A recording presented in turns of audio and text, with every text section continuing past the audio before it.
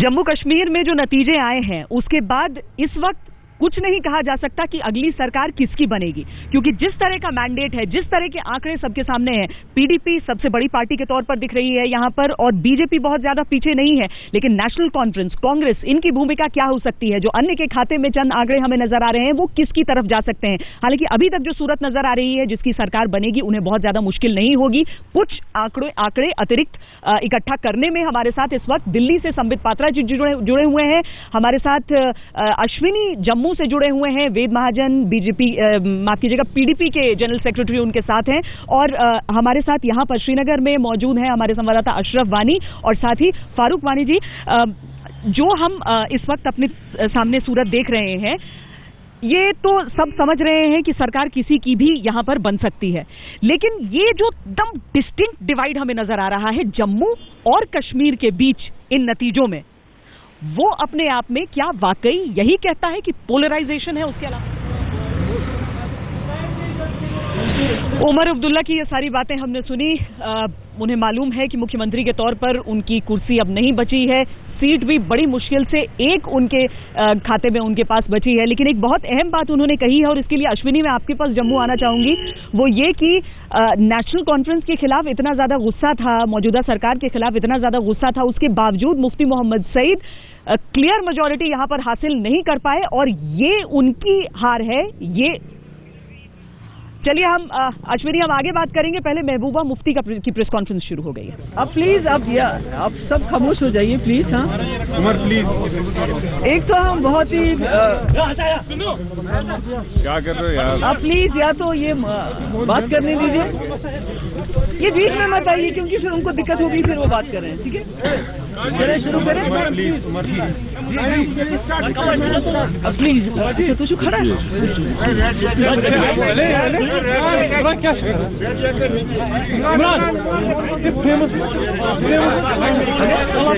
प्रेम में मत घुसो यार। चलें फिर शुरू करें। हम बहुत शुक्रगुजार हैं जम्मू कश्मीर के लोगों के जिन्होंने आज हमें वोट देके जो सबसे लार्जेस्ट पार्टी के बतौर हमें चुना है। इसके साथ जो यहाँ की स्टेट एडमिनिस्ट्रेशन है हम उनके भी बहुत शुक्रगुजार हैं, जिस तरह से उन्होंने इलेक्शन कंडक्ट किया, स्टेट एडमिनिस्ट्रेशन हो, पुलिस डिपार्टमेंट हो, इलेक्शन कमीशन ऑफ इंडिया हो, या फॉर दैट मैटर इवन जो दिल्ली में एनडीए की सरकार है, जो जिस किस्म के यहाँ फ्री एंड फेयर इलेक्शन हुए उसके लिए बहुत शुक्रगुजार हैं। जम्मू कश्मीर के लोगों के बहुत शुक्रगुजार हैं कि हम एक जो सिंगल लार्जेस्ट पार्टी बन के सामने आए हैं। हालांकि ये जो मैंडेट है it is not a decisive mandate नहीं है और शायद हमारी एक्सपेक्टेशन के मुताबिक भी नहीं है। जितना हम एक्सपेक्ट कर रहे थे उतना ज़्यादा हमें जो है इसमें कामयाबी हासिल नहीं हुई है। तो अब चूंकि सरकार बनाने की बात है, so our effort will be, हमारी जो प्रायोरिटी होगी वो ये नहीं होगी कि हम किसी तरह से जोड़ तोड़ से या don't want to cobble up a government, but definitely कि we are looking for a kind of a governance which is based on our agenda. जो हमने लोगों के सामने अपना एजेंडा रखा है गुड गवर्नेंस का और बाकी चीज़ें, and it's going to take time to deliberate and explore कि कौन सी ऐसी फॉर्मेशंस हैं जहां हम जम्मू कश्मीर के लोगों की एस्पिरेशंस को अकोमोडेट करते हुए लोगों को जो एक्सपेक्टेशंस हमसे हैं गुड गवर्नेंस की, पॉलिटिकल प्रोसेस को आगे ले जाने की, तो उस फॉर्मेशन में कौन सा फॉर्मेशन बनेगा अभी वो बताना बड़ा मुश्किल है। विल टेक आवर टाइम, क्योंकि आपको याद है 2002 में हमारी 16 सीटें थी और बच्चों की उस वक्त जो अगेन एक क्रेडिबिलिटी क्राइसिस था, जो नेशनल कॉन्फ्रेंस की सरकार थी, लोगों ने उनके खिलाफ वोट दिया था और आज भी जो है बहुत एनसी एंड कांग्रेस के खिलाफ लोगों ने वोट दिया और हम एक बड़ी पार्टी बन के उभर आए हैं। So we are going to deliberate and explore the possibilities की क्या फॉर्मेशन हो सकती है जिसमें लोगों की, जम्मू कश्मीर के लोगों की एस्पिरेशंस मीट करें and at the same time जो हमारा एजेंडा है, हमारा पॉलिटिकल प्रोसेस आगे चलाने का, हमारा गुड गवर्नेंस का, तो so will take our time, we are not in a hurry. Thank you so much. Mehbooba ji आपने बोला कि फॉर्मेशन की बात, you need support of either Congress or BJP. Where are you going? Please tell us. I told you that we are not, there to cobble up any numbers just for the sake of arithmetic. See, we had a common minimum program in 2002 and it worked very good for us and it worked very good for the country also. इस वक्त भी हमारा जो priority है that is not to cobble up a government. It is to, to explore the possibilities. कोई कि ऐसा कौन सी फॉर्मेशंस बनाए जिससे जो पीडीपी का एजेंडा है, जो हमारे लोगों से हमारी वाबस्ता है, और क्रेडिबिलिटी, अब ऑल उस सरकार की एक क्रेडिबिलिटी होनी चाहिए लोगों के नजरों में कि, और we should be able to deliver. That is the most important. Mehbooba ji, doors are open for both Congress and BJP. Azad is on record saying that we will provide unconditional support to the PDP just to keep the communal forces out. How do you react? I said we are in the process of exploring the possibilities, exploring the formations, and we will do what is best for the people of Jammu and Kashmir. That's what was going to be. Thank you so much. Thank you so much. Thank you.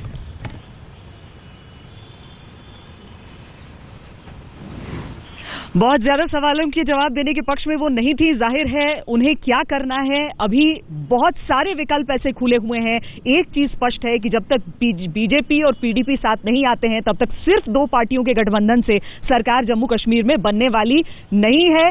हमारे साथ संबित पात्रा जी जुड़े हुए हैं दिल्ली से. संबित पात्रा जी, जो संकेत महबूबा मुफ्ती ने दिए हैं, जिस तरीके से एनडीए सरकार की तारीफ की है, मौजूदा पुराने कुछ अनुभवों की बात की है, उससे तो लग रहा है कि नई जोड़ी दिख रही है हमें सामने. नहीं, आपने सही कहा था श्वेता जी कि आप पत्रकार हैं तो स्वाभाविक है जो बहुत लोगों को दिख भी नहीं रहा होगा वो आपको दिखेगा.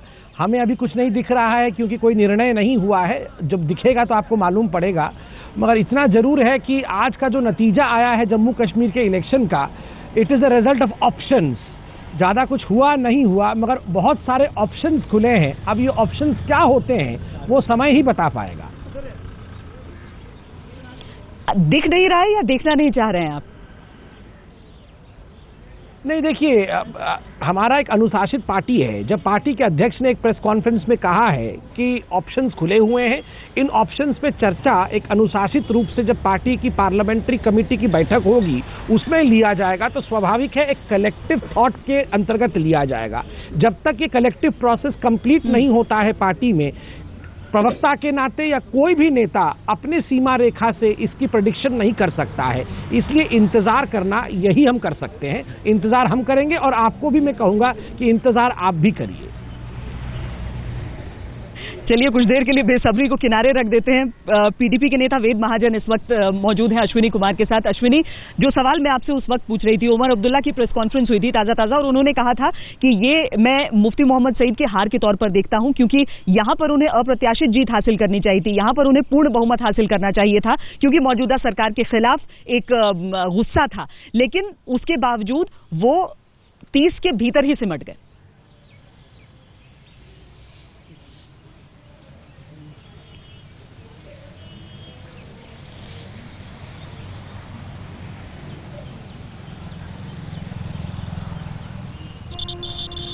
जी श्वेता साहब, जाहिर है कि जिस तरह से उमर अब्दुल्ला ने एक ऑफर दिया है कि डेवलपमेंट का ऑफर दिया है कि कश्मीर में वो काम करना चाहते हैं, वो चाहते हैं कि कम से कम बीजेपी और पीडीपी की सरकार ना बने. और जिस तरह से महबूबा मुफ्ती ने अभी जो कहा कि वो एनडीए की तारीफ कर रही है, क्योंकि एनडीए के बारे में हमेशा मुफ्ती मोहम्मद सईद, महबूबा मुफ्ती कहती रही है कि जो वाजपेयी साहब जब थे उस वक्त काफ़ी डेवलपमेंट हुई थी, रास्ते खुले थे. तो दोनों तरफ से पीडीपी को भी ऑफर है और बीजेपी के भी चाहती है कि कम से कम अगर इस वक्त बीजेपी की सरकार नहीं बनती है या पार्टनर नहीं बनते हैं, मेजर पार्टनर नहीं बनते हैं, उसकी वजह वो चाहते हैं कि पूरा फायदा लिया जाए और वो चाहते हैं कि जम्मू कश्मीर में डेवलपमेंट की जाए. और मोदी फैक्टर वो है, वो चाहते हैं कि कश्मीर में पूरा जाना चाहिए. अभी हमारे साथ वेद महाजन जी हैं जो कि पीडीपी के नेता हैं और उनसे पूछते हैं कि आपको क्या लगता है कि अश्विनी, अगर आपको आवाज आ रही है तो मैं ये जानना चाह रही थी कि उमर अब्दुल्ला ने ये कमेंट दिया है कि मुफ्ती मोहम्मद सईद की नाकामी के तौर पर मैं देखूंगा कि सरकार के खिलाफ इतने गुस्से के बावजूद वो उसे भुना नहीं पाए और पूर्ण बहुमत नहीं हासिल कर पाए. तो पीडीपी के जो नेता आपके साथ हैं उनसे मैं ये प्रतिक्रिया जानना चाहूंगी इस पर. जिस तरह से उमर अब्दुल्ला ने कहा है कि इतना कुछ करने के बावजूद भी जो है उन्होंने पूरा उनके खिलाफ, सरकार के खिलाफ मुफ्ती मोहम्मद सईद ने पूरा प्लान किया था, उसके बावजूद भी कश्मीर के लोगों ने पीडीपी को वोट बैंक नहीं दिया, जो कि 44 सीटें उनको चाहिए तब भी नहीं दी. तो क्या आपको क्या लगता है कि कश्मीर के लोगों ने क्या पीडीपी को वोट बैंक नहीं दिया? नहीं, ऐसी बात बिल्कुल नहीं है. और आप देखें कि पार्लियामेंट में भी पीडीपी को सबसे ज़्यादा बहुमत मिला, सबसे ज़्यादा सीटें मिली, और नंबर ऑफ वोट्स भी अगर देखें तो उस समय में हमें सबसे ज़्यादा मिला। और आज की डेट में भी अगर आप देखें तो 29 सीटें लेके पीपल्स डेमोक्रेटिक पार्टी नंबर 1 की पोजीशन में है। और ये मैंडेट, जैसा मैंने पहले भी कहा कि ये मैंडेट नेशनल कॉन्फ्रेंस और कांग्रेस के खिलाफ है, वो पार्लियामेंट में भी था और आज भी है। इसलिए आज हम इस बारे में चिंतित हैं कि हम वो सरकार बनाना चाहते हैं रियासत जम्मू कश्मीर में जो एक स्टेबल गवर्नमेंट दे पाए। वो सरकार नहीं बनाना चाहते कि जो मार्जिन के ऊपर सरकार बने, कि जैसे अगर 44 का आंकड़ा है तो 44 के ऊपर सरकार बन जाए, लेकिन बाद में वो कितनी देर टिक पाएगी, ये इसके ऊपर भी प्रश्न चिन्ह है। मगर जिस तरह से आपको चाहिए था, जिस तरह से लोग आपके साथ, जैसे आप कह रहे थे कि जम्मू कश्मीर के लोग हमारे साथ हैं, मगर फिर भी आपकी अश्विनी वक्त इतना ही है। हम बहुत बहुत शुक्रिया आपका, वेद महाजन जी का, और संबित पात्रा जी आपका भी दिल्ली से जुड़ने के लिए बहुत शुक्रिया। यहाँ पर हम एक ब्रेक के लिए रुक रहे हैं। हालांकि चुनावी नतीजे, उनका विश्लेषण लगातार जारी रहेगा। हम लगातार आपको दिखाते रहेंगे कि दरअसल झारखंड तो एक तरफ है, लेकिन जम्मू कश्मीर में किस तरीके से अलग अलग विकल्प होने की वजह से, एक फ्रैक्चर्ड मैंडेट होने की वजह से जो स्वरूप हमें नजर आ रहा है, उस हिसाब से हम क्या अपेक्षा रख सकते हैं। कम से कम आने वाले कुछ दिन जो है वो सरगर्मियां तेज रहेंगी। चुनावी नतीजों के बाद जब भी राय आती है राजनीतिक पार्टियों की खासकर, तो एक तरफ वो आला कमान होते हैं, दूसरी तरफ वो कार्यकर्ता होते हैं जो अपनी अपनी सोच रखते हैं कि अब इतने आंकड़े कम हैं तो आगे सरकार कैसे बने। श्रीनगर में तो खैर भारतीय जनता पार्टी की जीत है नहीं, यहाँ पर जश्न का मामला है नहीं, यहाँ पर बीजेपी के नेताओं को ढूंढना मुश्किल हो रहा है। लेकिन जम्मू में जो तस्वीर है अश्विनी, वहां पर जो बीजेपी कार्यकर्ता है, वहां पर उन लोग जो आंकड़ा देख रहे हैं, जिसे अपने आप में ऐतिहासिक कहा जा सकता है, वो किस तरह की उम्मीद लगाए बैठे हैं। वो चाहते हैं कि भारतीय जनता पार्टी किसी के भी साथ हो, सरकार उनकी कायम हो जानी चाहिए जम्मू कश्मीर में। जी, साफ जाहिर है कि श्वेता, इस दफा बीजेपी के जितने भी कार्यकर्ता हैं, चाहे नेता हैं, काफी खुश हैं। अधिकतर नेता जो है दिल्ली पहुंच चुके हैं, यहाँ से निकल चुके हैं, और उनको पता है कि अगर इस दफा भी जम्मू कश्मीर सरकार बनाने में उनका हाथ नहीं रहा, चाहे वो डायरेक्ट सरकार बनाते हैं, चाहे उनका डिप्टी चीफ मिनिस्टर आता है या चीफ मिनिस्टर भी आता है, वो चाहते हैं कि किसी भी तरह से इस दफा जो कि मोदी का जादू चल रहा है, उस जादू का फायदा जो है जम्मू कश्मीर के लोगों को मिल जाए। इसलिए पूरे लोग तैयार हैं, वो चाहते हैं कि किसी भी तरह से चाहे वो इंडिपेंडेंस के साथ मिलकर या और कहीं से सपोर्ट लेकर वो सरकार बना ले, और जम्मू की जो है पूरी जो है बीजेपी की जो है वहाँ के जो लोग हैं, जो सीनियर लोग हैं, उस कैबिनेट को चलाए और जम्मू का विकास हो। वो देखते हुए जम्मू के लोग काफ़ी इस वक्त किस तरह से कि जो है बीजेपी हाई कमांड किस तरह से हैंडल करता है, और सब लोग इस वक्त पिछले 2-3 दिन से लगातार जो मॉनिटरिंग कर रहे हैं कि जो जम्मू कश्मीर सरकार में बीजेपी का जो है डायरेक्ट या इनडायरेक्ट जो है सरकार बनाने में उनका हाथ हो, क्योंकि उनको पता है कि मोदी का जादू जरूर चलेगा यहाँ पर। जी चलिए, भारतीय जनता पार्टी का ये रुख, अब से कुछ देर पहले उमर अब्दुल्ला मीडिया के सामने आए थे और उन्होंने अपनी तरफ से कहा था कि उन्हें सही तरीके से मालूम है कि कहां कहां पर किस तरह का और विकास होना चाहिए था, और आगे आने वाले दिनों में किस तरीके से एक सकारात्मक राजनीति, सकारात्मक विपक्ष के तौर पर वो जुड़ना चाहेंगे इस पूरी मुहिम के साथ, इस राज्य की बेहतरी के लिए। ऐसा नहीं है कि नेशनल कॉन्फ्रेंस के दफ्तर पर पूरी तरीके से सन्नाटा पसरा, वहां पर भी जश्न नजर आया, क्योंकि चुनिंदा कैंडिडेट्स ने वहां पर जीत हासिल की। 5-6 के आसपास उमर अब्दुल्ला कह रहे थे कि प्रोजेक्टेड थे उनके सीट्स, लेकिन उससे बेहतर जो भी उन्होंने हासिल किया है अपनी उपलब्धि के तौर पर देख रहे हैं। अली मोहम्मद सागर ने क्या कहा अपनी सीट से चुनाव जीतने के बाद, वो हम सुनाते हैं। नेशनल कॉन्फ्रेंस के खेमे में कम से कम कुछ जश्न की तस्वीरें अब दिखने लगी हैं, और अली मोहम्मद सागर जो खानियार से अपनी सीट जीते हैं नेशनल कॉन्फ्रेंस के टिकट पर, वरिष्ठ नेता हैं, पार्टी जनरल सेक्रेटरी भी हमारे साथ मौजूद हैं। अली मोहम्मद सागर साहब, सबसे पहले तो मुबारक हो, ये जरूर मुश्किल एक कॉन्टेस्ट रहा होगा आपके लिए। शुक्रिया मैम। हाँ बिल्कुल, बड़ा टफेस्ट कॉन्टेस्ट रहा। डेवलपमेंट पे देखा जाता तो मैंने इतनी डेवलपमेंट की है खानियार में, everybody was guessing that my victory will be very easy, but ये जो पैसा खर्च किया गया मेरे कॉन्स्टिट्यूंसी में एक एक वोटर को पैसा देने की कोशिश की गई, ब्राइब करने की कोशिश गई, उससे बड़ा कंटेस्ट टफ हो गया, नो डाउट अबाउट। लेकिन खुद उमर अब्दुल्ला सरकार के खिलाफ जो है लगातार लोगों का काफी गुस्सा भी नजर आ रहा था, एक एंटी इनकम्बेंसी फैक्टर भी था, क्या उसकी वजह से आपको कभी लगा कि शायद आपकी सीट आप हार सकते हैं? नहीं, मुझे कॉन्फिडेंस था पहले दिन से, लेकिन ये काम शायद मेरा टारगेट था कि मैं काफ़ी मार्जिन से जीतूंगा, उसमें काफ़ी फ़र्क आ गया बिकॉज ऑफ अदर फैक्टर्स जिन्होंने काम किया, उसमें काफ़ी करप्ट करने की जो कोशिश की गई रातों रात लोगों को, वो तो मैंने कंप्लेंट भी की थी इलेक्शन कमीशन के पास, और जो पकड़े भी गए लोग, इनके पैसे 25-28 लाख पकड़ा गया इनका एक गाड़ी से, काफ़ी पैसा देने की कोशिश की। कोई 550 चेक्स 12-12 हज़ार की एक घर को दिए है जो बाउंस हो गई, जिनको कहा गया था कि आज वो उनके चेक्स कैश हो जाएंगे, यानी कि काफ़ी पैसा खर्च किया गया। लेकिन आपने मनी पावर को शायद हराया। अब नेशनल कॉन्फ्रेंस के लिए यहाँ से आगे आपको क्या विकल्प नजर आ रहे हैं? क्या उसे विपक्ष में बैठना चाहिए या कांग्रेस, पीडीपी, किसी पार्टी के साथ कोई कॉम्बिनेशन करके सरकार पर काबू हो सकती है? एक पुरानी जमात है, डिबेकल्स आ जाते हैं, अप्स डाउन आते हैं पॉलिटिक्स में। पिछले दिनों कांग्रेस का इतनी बड़ी पार्टी जो 100 साल से ज़्यादा बड़ी पार्टी है, उसको भी डिबेकल आ गया। नेशनल कॉन्फ्रेंस अगर परफॉर्मेंस देखे जाए कि हम चैलेंजेस में और किन मुश्किलात में हमने काम किया, तो हमें रिजल्ट एक्सपेक्टेड थे वो विल क्रॉस 25-26।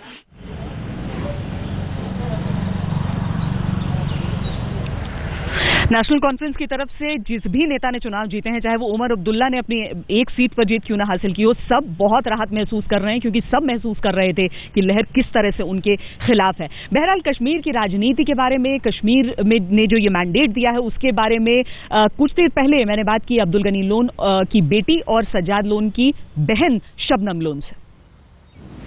अभी तक जिस तरह के नतीजे आ रहे हैं, जिस तरह के रुझान हमारे सामने आ रहे हैं इन चुनावों के, उसे देखकर क्या कहेंगे आप इस मैंडेट के बारे में? ये एक्सपेक्टेड लाइंस पे था दैट पीडीपी यहाँ पे बेटर करेगी और जम्मू में बीजेपी बेटर करेगी, लेकिन मेरा ये अंदाजा है कि ये वोट जो है पोलराइज हो। And Jammu it is polarised and consolidated the Hindu vote, and यहाँ पे साइलेंट मुस्लिम वोट कंसोलिडेट हुआ है। वेदर वो मुस्लिम वोट एनसी को जाता है या पीडीपी को जाता है, बट बीजेपी को नहीं गया सिलेंडर। यानी कि हम समझ सकते हैं कि जो अभी तक मैंडेट हमारे सामने दिख रहा है वो जम्मू और कश्मीर को बिल्कुल क्लियर एक डिवीजन डिमार्केशन हमें दिख रहा है फैसले के लिए। पहले भी रीजनल डिवीजन होता था, but this time I think जब से ये एंटी कन्वर्शन लॉस, मोदी साहब जो हैं वो हमेशा डेवलपमेंट की बात करते हैं, लेकिन जो बीजेपी का सेकंड रंग है, शायद मोदी साहब doesn't need enemies, he has enough of them in the BJP itself. और चूंकि एक सेक्युलर मुल्क है, ये कॉन्स्टिट्यूशन सेक्युलर है, जब साक्षी महाराज कहते हैं कि जो बापू के कातिल थे वो हीरो है, जब एंटी कन्वर्शन लॉ पे विश्व हिंदू परिषद और हिंदू महासभा के लोग किसे श्रेय देना चाहते हैं झारखंड को जो जीत हुई है, किसे श्रेय देना चाहते हैं आप? भाई हम श्रेय देना चाहते हैं अपने प्रधानमंत्री जी को श्रेय देना चाहते हैं, अपने पार्टी के राष्ट्रीय अध्यक्ष को श्रेय देना चाहते हैं, हम अपने कार्यकर्ताओं को श्रेय देना चाहते हैं, और साथ ही साथ झारखंड और जम्मू कश्मीर की जनता के प्रति आभार व्यक्त करना चाहते हैं। सर, जो ये आपने बारापुला का प्रोजेक्ट आज शिलान्यास किया है, दिल्ली में भी चुनाव है आने वाले दिनों में, तो कुछ इसका क्या पॉलिटिकल मैसेज देखा जाए कि विकास की गति तेज होगी दिल्ली में? वैसे यदि हर प्रोजेक्ट के शिलान्यास अथवा उद्घाटन में पॉलिटिकल मैसेज की यदि तलाश की जाएगी तो मैं समझता हूँ कि तब तक कोई डेवलपमेंट हो ही नहीं पाएगा। सच्चाई है कि हमारी सरकार ये चाहती है कि दिल्ली एक वर्ल्ड क्लास की सिटी के रूप में इमर्ज होकर आए, ये हमारी सोच है। इसलिए जितनी तेजी के साथ जो भी हमारी परियोजनाएं हैं, उन परियोजनाओं का काम प्रारंभ हो, जल्दी से जल्दी पूरा हो, ये हमारी सोच है। सर, आपने मन से तमाम जीडीपी की बात की, लेकिन सेफ्टी और सिक्योरिटी की बात नहीं की। तमाम पूर्वी दिल्ली में जिस तरह से क्राइम्स होते रहते हैं, तो क्या पुलिस को क्या आप देंगे, मैसेज देंगे? नहीं, पुलिस को समय समय पर उसको मैसेज उसको दिया भी जाता है, और पुलिस अपनी तरफ से यहाँ के अपराधों को नियंत्रित करने की भरपूर कोशिश करती ही है। इतना ही कि हम टेक्नोलॉजी का भी इसमें प्रयोग कर रहे हैं, और एक नए एप्लीकेशन का भी हम प्रयोग करने जा रहे हैं, ताकि बटन दबाते ही तुरंत हमारे पुलिस स्टेशंस पर अथवा जो भी हमारा एक प्रमुख जो मॉनिटरिंग सेंटर है वहाँ पर सूचना प्राप्त हो सके और पुलिस की मदद जल्दी से जल्दी उस विक्टिम को प्राप्त हो, यह भी हम इंश्योर कर रहे हैं। कब तक क्या है ये सर? बहुत ही जल्दी, बहुत ही जल्दी। तो सरकार की अलग अलग योजनाओं परियोजनाओं और इस वक्त जो कुछ जो नतीजे सामने आए हैं उसे लेकर राजनाथ सिंह अपनी बातें कह रहे थे। प्रधानमंत्री को श्रेय, अमित शाह को श्रेय और साथ ही जम्मू कश्मीर की जनता को भी, झारखंड की जनता को भी शुक्रिया अदा उन्होंने अपनी तरफ से किया है। स्पष्ट तौर पर जिस तरीके से बीजेपी की तरफ से प्रतिक्रियाएं आ रही हैं, भले ही मिशन 44 प्लस उनका जम्मू कश्मीर में पूरा नहीं हुआ है, लेकिन इस आंकड़े को भी वो अपनी जीत के तौर पर देख रहे हैं। आने वाले दिनों में स्पष्ट होगा, कुछ दिनों का इंतजार करना होगा कि कौन सी पार्टी किसके साथ आती है यहां पर सरकार बनाने के लिए, लेकिन एक दूसरे की तरफ हाथ बढ़ने लगे हैं फिलहाल।